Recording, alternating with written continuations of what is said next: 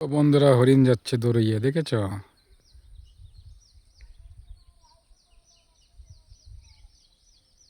কি সুন্দরভাবে দেখছে। এই একটা আর এই পাশে একটা। কই গেল? এই যে, দেখেছ? আর একটা এই পাশে। কত সুন্দর লাগছে দেখতে, দেখো। এটা হচ্ছে কালো হরিণ, আর এটা হচ্ছে একটু হলুদ টাইপের।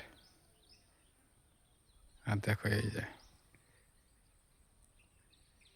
কত সুন্দর লাগছে, দেখো বন্ধুরা।